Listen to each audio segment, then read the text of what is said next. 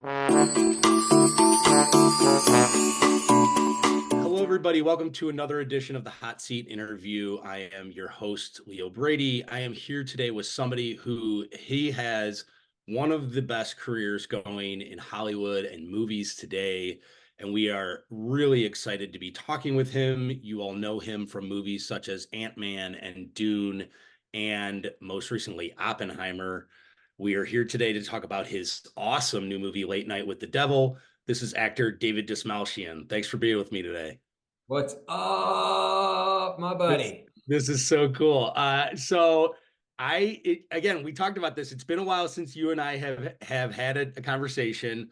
So I have to ask you this question now. What was the movie for you that made you say, I want to be an actor?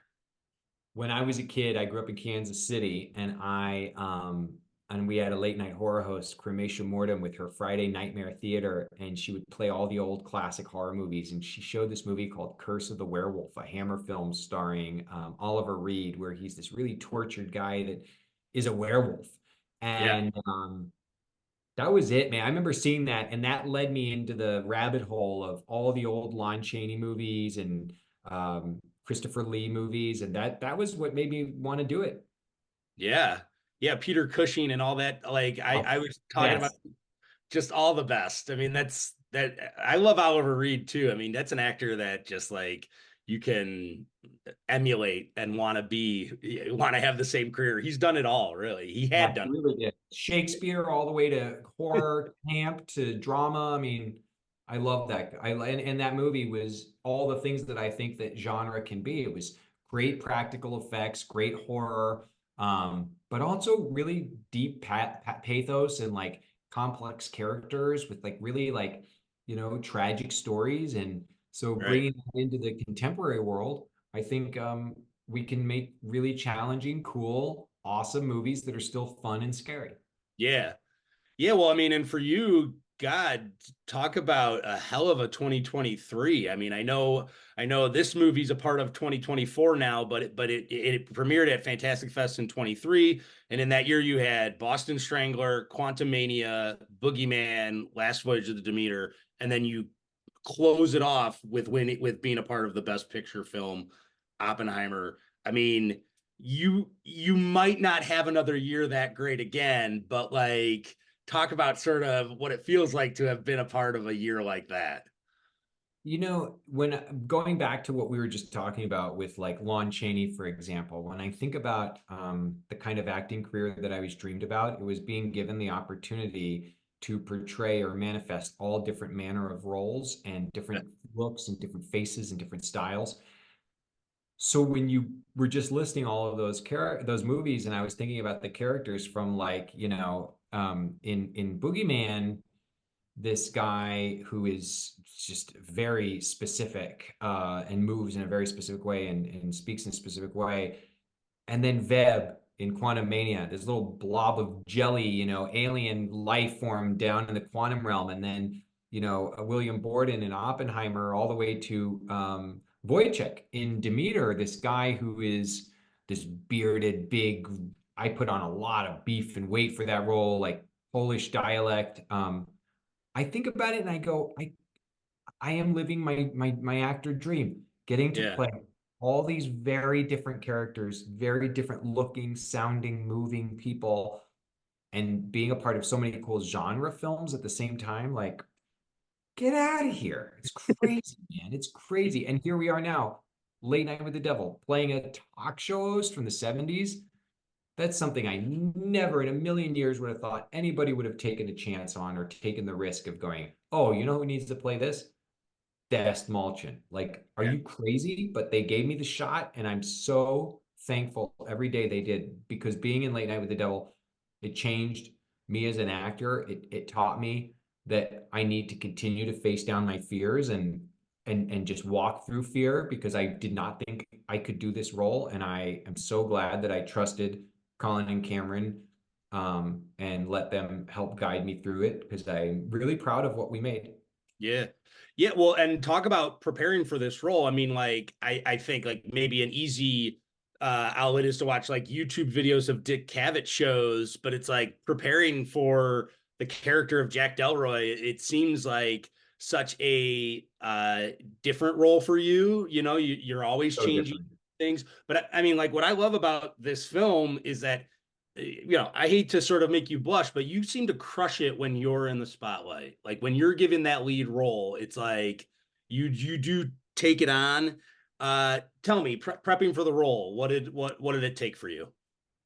It was a lot of watching and listening to tapes of the 1970s late night talk show world and 80s as well. Yeah, So just hundreds of hours of Dick Cavett, Johnny Carson, Don Lane, yeah, Letterman. I would also watch and listen to things that were a little more in the fray. I've my whole life was a fan of Coast to Coast AM, so people like Art Bell, and then Morton Downey Jr., Phil Donahue. I think about late night horror hosts like Svengoolie and the comedy that Svengoolie brings to his show. yeah, Crewmaker Nolan, Joe Bob Briggs, um, guy named Don Lane, who was a big presence in Australian late night talk shows, who is a huge inspiration for my performance.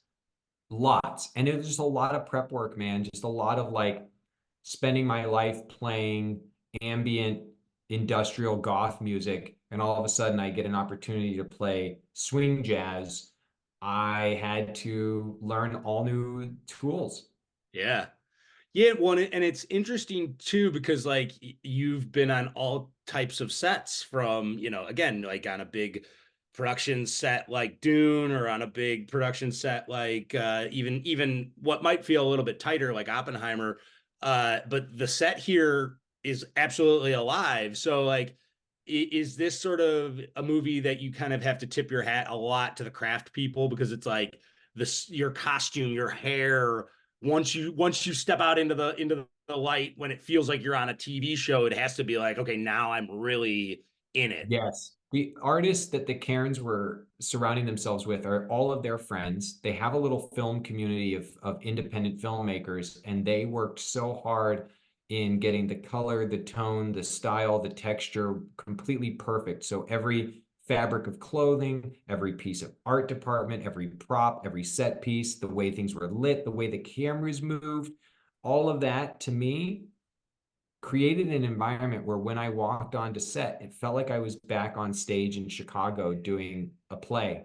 So I Yeah, would walk out on to do a performance and I'd be like, wow, this is like being in the theater. It was yeah, nuts. yeah. I mean, it's just like the movie just comes alive. I mean, you pace it so well. We'll talk about sort of working with the two directors here. You know, they're sort of brothers. They've, you know, the Karens, they sort of get you in this audience and they know how like the audience has to see it, but like I always like to ask like how did your relationship grow with them from the start of getting in brought into the production to the end? I mean like at first there's I think fears for everybody making it, and now when it's a finished product and fans are loving it, does it feel like you get to say to them like, hey, let's do it again? Oh, absolutely. I would work with the Karens any day of the week. I was so excited once I got to meet them by Zoom and they had written me a beautiful letter talking about my love and affinity for horror hosts because they had read an article that I wrote for Fangoria magazine. I knew that we were kindred monster kid, you know, Yeah, buddies and that we were going to be friends. Working with them was such an amazing experience. They were so collaborative, so positive. They run such a great set, and they're such a nurturing leaders yeah, that when we were filming the movie, I knew in my gut that we were making something really cool.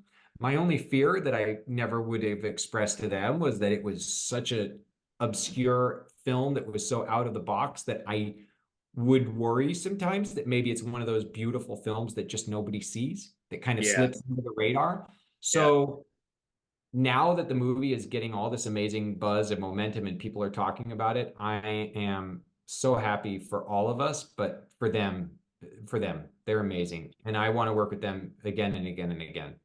Yeah, well, and I hope there's more Jack Delroy. I mean, this feels like a character that you can, you know, this is I'm not saying that it is your Freddy Krueger or it's your, but this is a character that feels like we need to see more iterations or something else with him, Hey right? man, you need to interview Colin and Cameron and please pass along the message. Yeah, Please. yeah, I would love it. All right, last question before I have to let you go. You've worked with so many great directors, and especially like ensemble teams. Repeat with directors James Gunn, Mike Yes. Flanagan, Christopher Nolan, and Villeneuve. And you've written stuff. So when are you going to be a director, man? Because like I feel like that is something that you can tackle and you would be great at. Hey, I never say never. Yeah, I have often shucked that question because I don't feel the burning desire to direct. And I think you better not get in that cockpit unless you need to do it because it yeah, is a buster. That is a tough ass job. yeah, But that being said, I'm always open to the possibility of it. And if there's a story that I know I need to help craft from the director's chair, I will do it. But until then, I'm very grateful that I have so many incredible friends who are directors that I yeah, can lean on them to help direct the things that I write. yeah. Awesome. All right, David Dude, it's great to Dastmalchian. see you again. My best to all of yours. And Yes. I love a movie guy. So thanks, buddy. Yeah, thank you so much, Dave. David Dastmalchian. Congratulations. Late Night with the Devil is now currently playing in theaters, and we can't wait for everybody to see it.